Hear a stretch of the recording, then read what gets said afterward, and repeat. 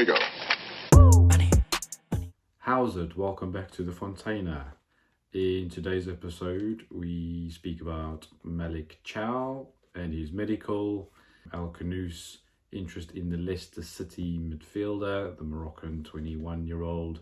Talk about Lucas Paqueta, and obviously we'll wrap up with Alexander Isak. So let's get into it. This morning, Malick Thiaw, as far as we know, had his medical at Newcastle. Still no information come out in terms of that deal being completed or confirmed by the club. I'm hoping that the medical was fine and they didn't find anything or any issues, and they're just doing the social media and the photos. He will be announced early tomorrow morning. What do we know about him? He's a German international. Newcastle are bidding around 30 million up front, 30 million pounds with 4.3 million in add-ons. He's a German international, very tall player, 6'4", very mobile. Comes from AC Milan. He turned 24 last week, so a good age profile. He is from Milan, AC Milan, so obviously him and Tonali would have played together a couple of years ago. I think he's a good signing. We've been dying out for a right-sided centre-back for quite some time. Fabian Schär's not getting any younger or any faster, so good cover in that position, bearing in mind he has Champions League experience as well. The next area that we're looking into has got to be the central midfield area.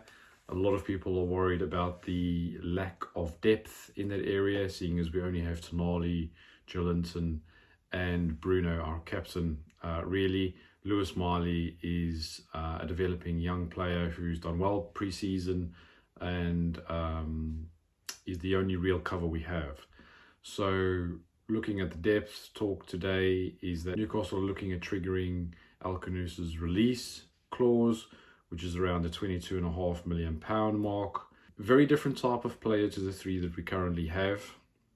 A little bit more attack-minded. He obviously did score a good goal against us from outside the penalty box. Not a massively powerful shot, but well placed into the bottom right hand corner.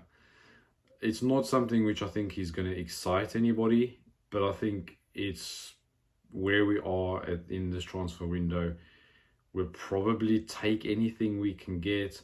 It's not a huge amount of money. I think I would probably be more keen for a loan with an option to buy based on how he performs.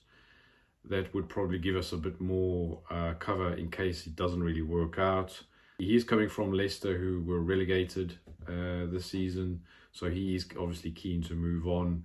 There is talk about Tottenham being interested in him as well. They're obviously looking for cover, seeing as Madison got that bad injury. It's not something which is going to make us jump up for joy, but not a horrible signing either. It's kind of okay. I think I would prefer someone with a bit more kind of dynamism in the midfield, someone who's a bit more kind of a ball-winning midfielder, which is something I think we're lacking if Bruno and or Tonali get injured, seeing as Longstaff has gone to Leeds. The next piece of info doing the round in social media is that Lucas Paqueta is possibly available. I think this is highly unlikely. He's one of West Ham's best players. Talk of him being available for around 30 million. I think you could easily double that. I know that he's recently been cleared from all of the betting issues which were thrown up against him, but there is some talk that possibly there might still be some more information coming out down the line. Newcastle obviously got stung with the Tonali issue when he was out for the best part of a season, and his betting issues. So it's something which, let's see if this develops a little bit more. Personally, I think he would be an absolutely fantastic signing.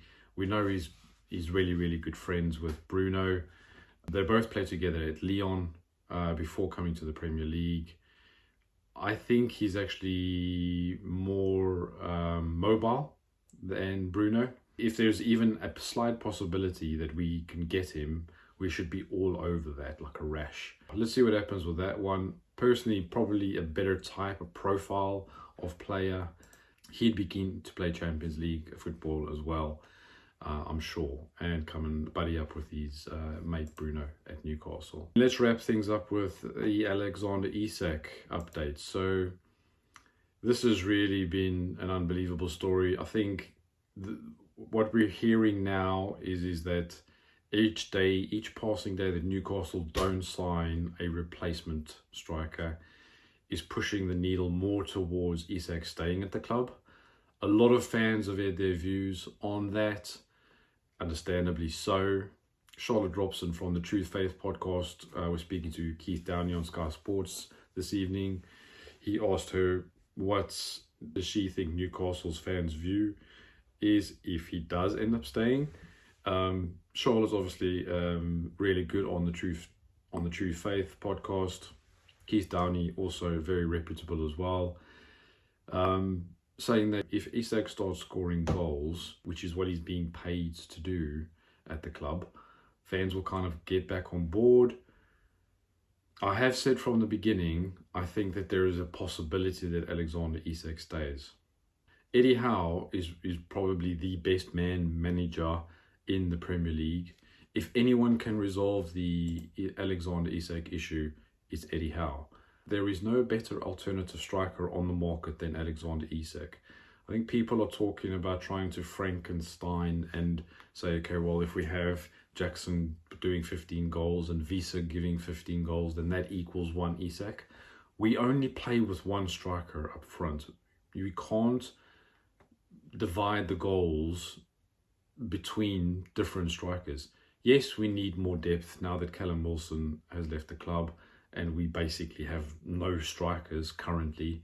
Gordon looks like he's going to be starting up front against Villa on Saturday lunchtime. Let's be honest, it's going to be a step down if we sell Alexander Isak. There is currently no realistic target that Newcastle could bring in to replace Alexander Isak. My preference would be that Alexander Isak stays at the club. That's going to take a lot of healing and a lot of sorries and a lot of boos from the crowds. But hey-ho, if he starts scoring 20 goals, football fans have a very, very short memory. There's nothing like a couple of hat-tricks or a couple of match-winning goals to repair the damage that he's caused at the club. Alexander Isak scored 23 goals for us in the Premier League last season.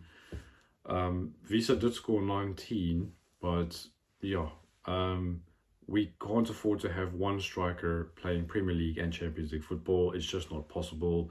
The players are going to break down. So yeah, let's see what tomorrow brings. I still hope and wish that Alexander Isak stays at the club until Newcastle can have a ready-made replacement. I was listening to Simon Jordan this morning on TalkSport. He was saying, he would basically sit Alexander Isak down and say, look, we'll give you an extra 20 grand a week. We will sell you in the summer. Give us 12 months to find a replacement and then just drag your bottom lip up, crack on and do your job. And I think that the players obviously would want Alexander Isak back into the team. Alongside Haaland, he is the best Premier League striker, in which is arguably the best league in the world. Just a short note on Crystal Palace. They unfortunately lost their appeal at the Courts of Arbitration for Sports today. They're going to be playing in the Europa Conference League. Unfortunately, their FA Cup win hasn't got them into the Europa League. I think that is an absolute shambles and a mockery. So, slightly disappointed for them on that. But I'm sure Nottingham Forest aren't complaining. So that's it for today. If you like what you're hearing, please press subscribe and like. It'll really help me out. And don't forget. Here we go.